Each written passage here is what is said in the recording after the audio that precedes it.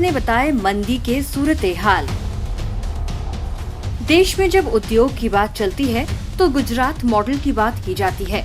वह मॉडल जिसने नरेंद्र मोदी को पीएम की कुर्सी तक पहुंचा दिया।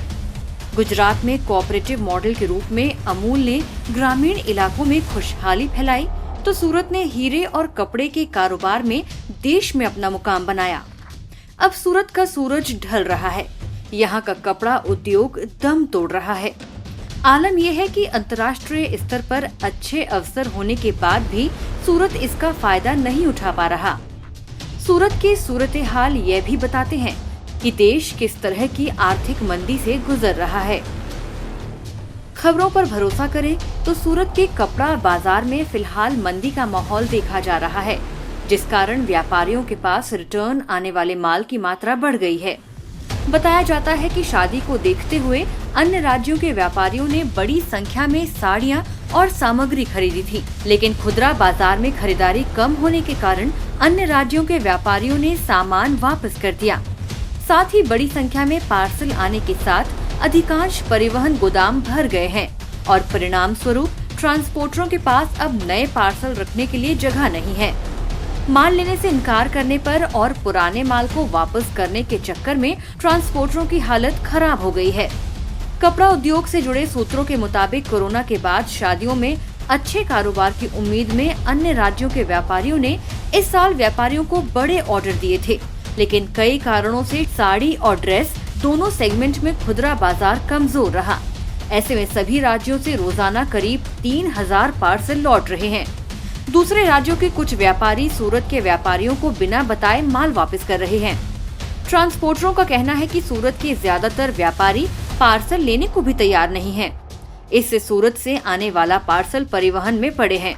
सूरत के हाल देश की आर्थिक स्थिति की सूरत हाल भी बता देता है। साफ सी बात है कि कोरोना के बीत जाने के बाद सरकार ने शादियों में लोगों के आने पर लगी रोक भले ही हटा दी हो, पर लोगों की जेब में पैसा नहीं होने का सीधा असर सीधे निचले स्तर के व्यापार पर पड़ रहा है।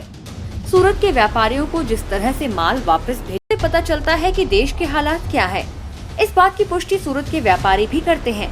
वह बताते हैं कि दूसरे राज्यों के व्यापारी 2 महीने पहले खरीदे गए अधिकांश सामानों को वापस कर रहे हैं। इसका कारण यह है कि खुदरा बाजार में व्यापार उम्मीद के मुताबिक नहीं था।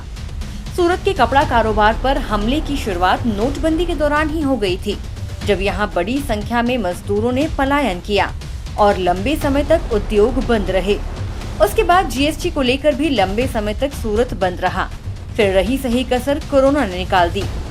सरकार की नीतियों का ही असर है कि हमारे पड़ोसी देश बांग्लादेश, वियतनाम, पाकिस्तान जैसे देश अंतर्राष्ट्रीय बाजार में अपनी पकड़ बना चुके हैं। कपड़ों के कारोबार में श्रीलंका की स्थिति भी अच्छी थी, पर वहां चल रही आर्थिक बदहाली का फायदा भी सूरत नहीं उठा पा रहा। सूरत के बाजार विशेषज्ञों के अनुसार प्रति माह 20 करोड़ से अधिक का कपड़ा सूरत से श्रीलंका निर्यात होता था। ये माल सूरत से सीधे श्रीलंका पहुंचता था और दक्षिण भारत की लोकल मंडियों के मार्फत भी वहां जाता था। श्रीलंका के बदले आर्थिक हालातों के कारण जहां नए ऑर्डर मिलने लगभग बंद से हो गए हैं, वहीं सूरत के कारोबारियों द्वारा पूर्व में भेजे गए माल का भुगतान भी रुक गया है। व्यापारियों को आशंका है कि ये बकाया राशि कब वापस आएगी, ये कहना अब मुश्किल है।